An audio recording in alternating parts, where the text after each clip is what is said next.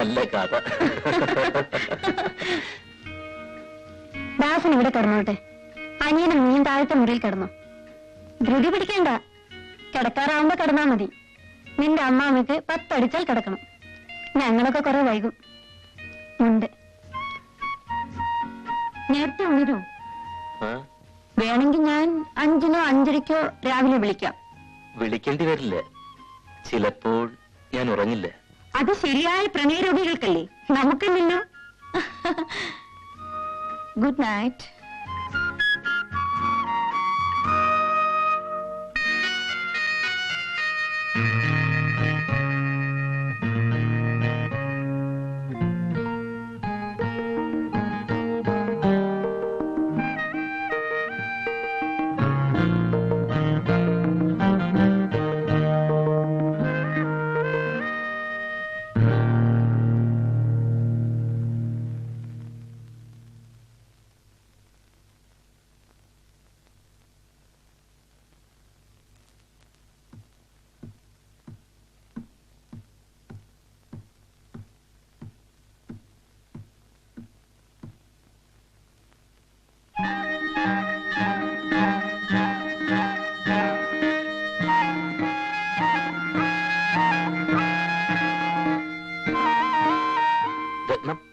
ആരാ? ഓ, ദാസേട്ടനോ? ദാസേട്ടന്റെ പഴയ സൂക്കേട് മാറിയിട്ടില്ലേ? കുട്ടിക്കാലത്തെ സ്വപ്നാടനം. വാ, നമുക്ക് ആ റൂമിലേക്ക് പോകാം. അനിയനുള്ളത് വേണ്ട ദാസേട്ടാ, പോയി കിടന്നോളൂ. വാന്ന്. അതിനൊക്കെ സമയമാവട്ടെ. സദ്യ കിലമുറിക്കുമ്പോ അടുക്കള കയറി കട്ട് തിന്നണോ?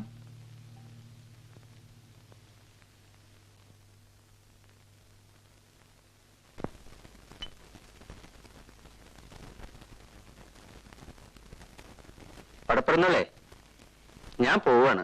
നമുക്കിനി ഒന്നും നിശ്ചയിക്കേണ്ട കാര്യമില്ല. പഴയ കാലത്താണെങ്കിൽ ഹരിദാസൻ 2 മുണ്ട് കൊടുത്ത് അങ്ങോട്ട് അയക്കുക വേണ്ടത്. അത് ശരിയാണ്.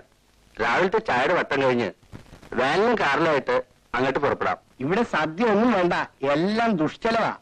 അത് ശരിയാണ്. ഞാൻ പോവാണ്. ഓ, ബസ് സ്റ്റാൻഡ് വരെ ഞാനും വരാം.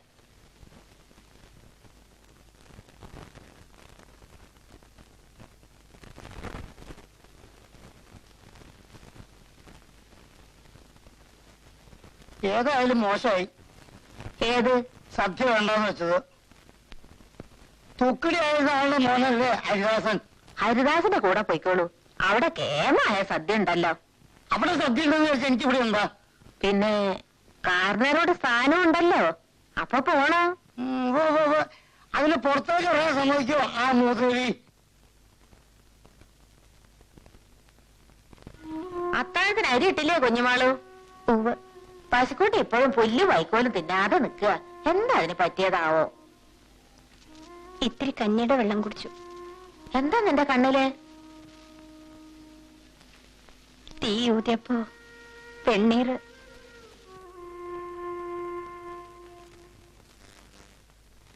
അത് അടുക്കള കൊണ്ടുവച്ചോളൂ.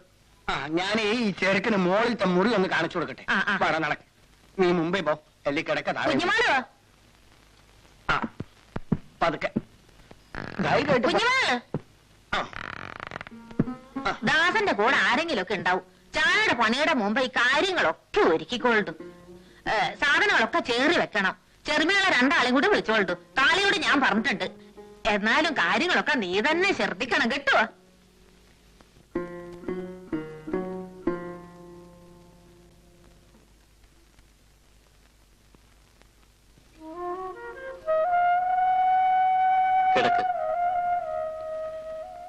ഇല്ല,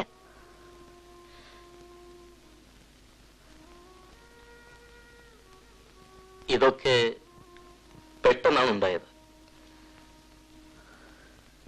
സമയമുണ്ട്, കിടക്കൂ. അരുത്. വാന്ന്. ഇനി എപ്പോഴാ ഇങ്ങനെ കാണാൻ പറ്റുമെന്ന് അറിയില്ലല്ലോ. കാണണ്ട. ചെയ്ത തെറ്റിനൊക്കെ എന്റെ ദേവരെ മാപ്പ്. അങ്ങനെയൊന്നും വിചാരിക്കരുത്. വാ. അരുത്, ഇനി വേണ്ട. ആ എഴുത്തിയമ്മ ഇപ്പോ ദാസേട്ടനെ വിചാരിച്ച് കിടക്കാവില്ലേ?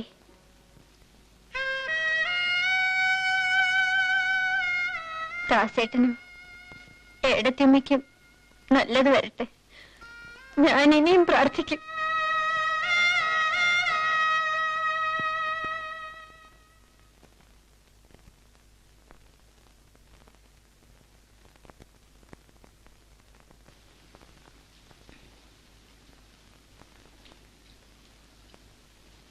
എന്താ സുഖല്ലേ? അറിഞ്ഞില്ലേ, ഭാഗവതർക്ക് ഇന്നലെ മോഹാലസ്യം വന്നു. വെള്ളം കൊടുത്ത് എണീപ്പിച്ചിരുത്തിയപ്പോ പിന്നെ ശബ്ദമില്ല. ഇനി ഞാനാ ബാക്കി. ശബ്ദം ഇല്ലാണ്ട് അയച്ചാൽ ഭാഗവതർ മരിച്ചു എന്ന് തന്നെ കരുതാം. എനിക്ക് ഭ്രാന്താ വരാ, നട്ടഭ്രാന്ത്. അതിനു മുമ്പ് എന്റെ ഭഗവാനെ, എന്റെ ഭഗവാനെ, എന്നെ അങ്ങോട്ട് വിളിക്കണേ. എന്റെ ഭഗവാനെ, എന്റെ ഭഗവാനെ, എന്നെ അങ്ങോട്ട് വിളിക്കണേ. അങ്ങോട്ടല്ല, ഇങ്ങോട്ട്. ഇതാണ് കിഴക്ക്. പുതിയ കട്ടിലും കിടക്കയും ഒക്കെ വേണമെന്ന് ഞാൻ തന്നെയാ പറഞ്ഞത്. അവരിവിടെ നിൽക്കാനൊന്നും പോണില്ല. എങ്കിൽ അവർക്ക് ഇവിടെ ഒരു അറ വേണല്ലോ. ആ ചെറിയ മേശപ്പുറത്ത് ചന്ദനം തിരിയും കളവും പഴവും ഒക്കെ സന്ധ്യയ്ക്ക് മുമ്പ് കൊണ്ടുവയ്ക്കുക കേട്ടോ. അനിയത്തിമാരും പെൺമക്കളും ഒക്കെയാണ് ഇന്ന് ഇതിനൊക്കെ എന്നെ സഹായിക്കേണ്ടിയിരുന്നത്. നിനക്കാണ് ഇതിന് യോഗം.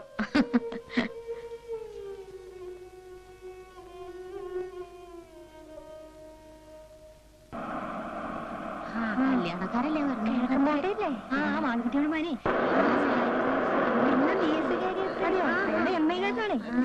ഒന്നും കാണായിരുന്നു.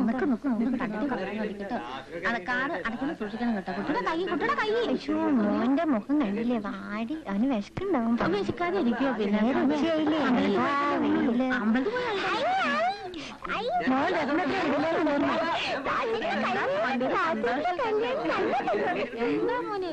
അവന്റെ കാര്യം ഒന്നും പറയാ.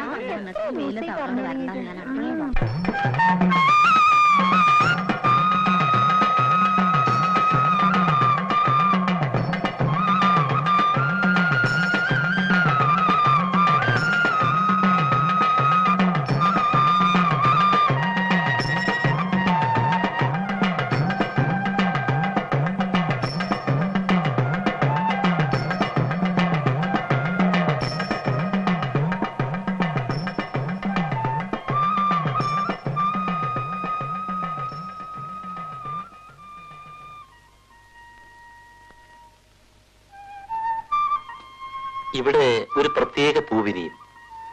പണം വെച്ച് സന്ധ്യയ്ക്ക് പ്രാർത്ഥിച്ചാൽ രാവിലെ ഒരു നീലത്താമര.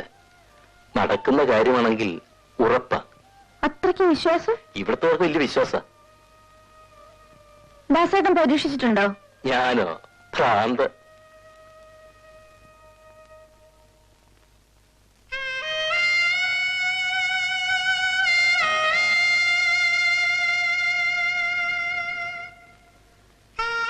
എന്റെ ഭഗവാനെ,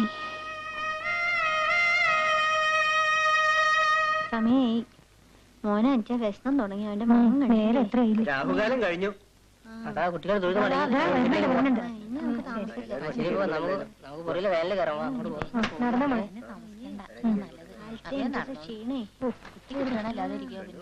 നിങ്ങൾ കയറിക്കോളൂ. മോൻ രത്നത്തിന്റെ അടുത്ത് തന്നെ ഇരുന്നു. ആ മോന് രത്നത്തിന് ഇഷ്ടപ്പെട്ടത്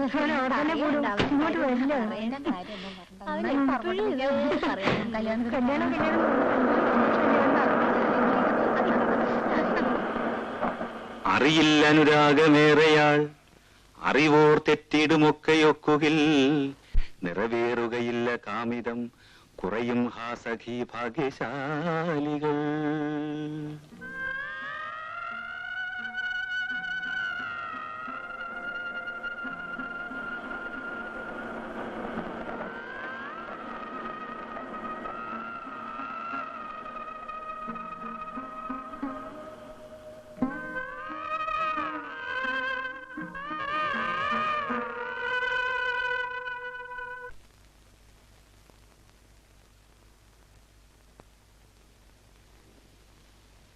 മുകളിലേക്ക് അഞ്ചാ പച്ചവെള്ളം മതി.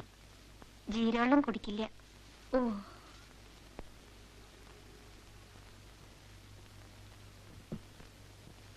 അപ്പുറമായിട്ട് കേറുമ്പോ നോക്കണം കേട്ടോ. മൂന്നാമത്തെ കോണിപ്പിടി വല്ലാണ്ട് ഇളകും. കിടക്കുമ്പോ തെക്കേ ജനൽ അടച്ചോളൂ കേട്ടോ. വടക്കേലെ പൂച്ച അതിലാണ് എന്നും വരിക.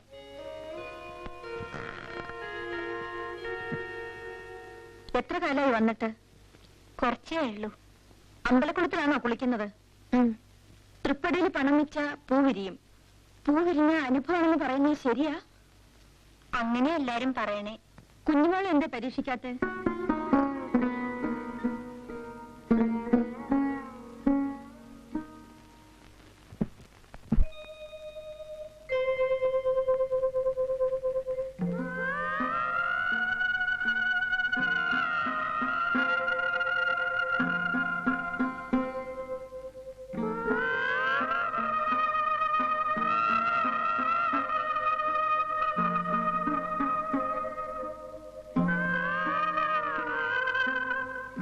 നിനക്കെന്നും ഞാനുണ്ട്.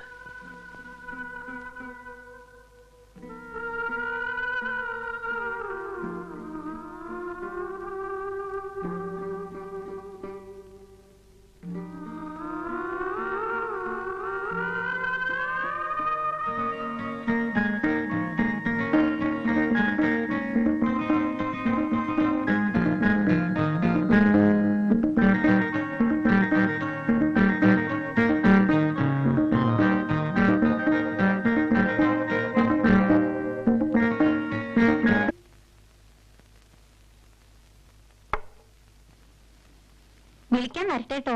ഒറ്റ മിനിറ്റ്. മുളക് സമ്മന്തി അരച്ചിട്ടില്ല. ചട്നി പറ്റില്ലേ? മുളക് സമ്മന്തി നിർബന്ധമാണോ? അങ്ങനെ പറയണേ.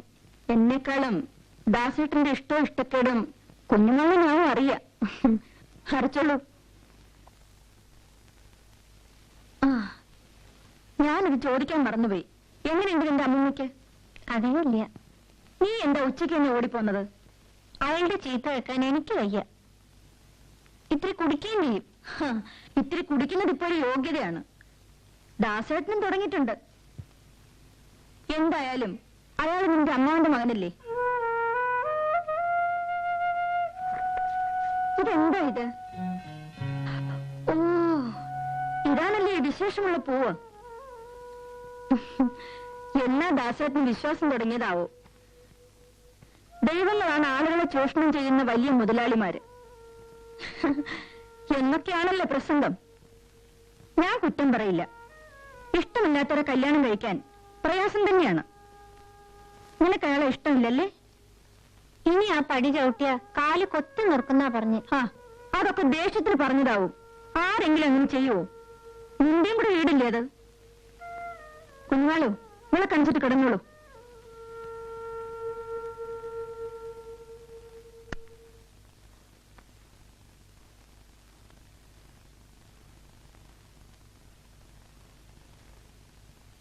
അമ്മണി, ഒന്നവിടെ നിൽക്കൂ. നിന്നെ പുറത്തേക്ക് കാണണേയില്ലല്ലോ.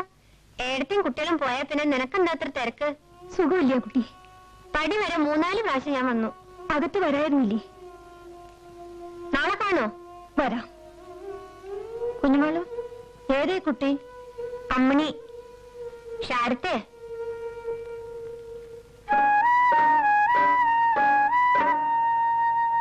വാ പോകാം.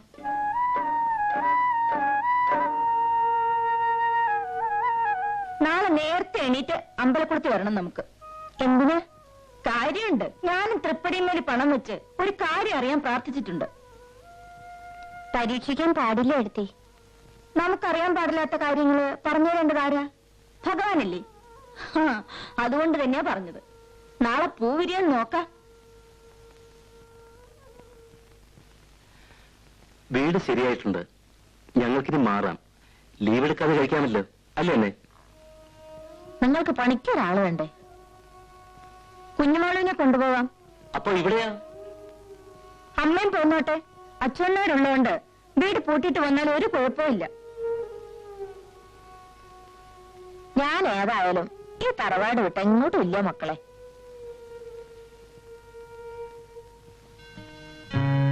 എടുത്ത് പരീക്ഷിക്കാൻ വെച്ചിട്ടാ പൂ വിരിയാത്തത്. മറുപടി കിട്ടാത്തതാവും കുഞ്ഞുമാളു. ചിലപ്പോൾ ശരിക്കുള്ള ഉത്തരം. നീ വരുന്നില്ലേ എന്റെ കൂടെ? എടുത്തേക്ക് ഇഷ്ടം. നിനക്കിഷ്ടാണോ? അമ്മയുടെ കൂടെ വെച്ചാൽ അങ്ങനെ, ഏടത്തിന്റെ കൂടെ വെച്ചാൽ അങ്ങനെ നിങ്ങൾ തീരുമാനിച്ചാൽ മതി. നിനക്ക് സ്വന്തം തീരുമാനമൊന്നുമില്ലേ? എന്നെ പോലുള്ള ഒരു തീരുമാനം എടുത്തിട്ട് എന്താ കാര്യം?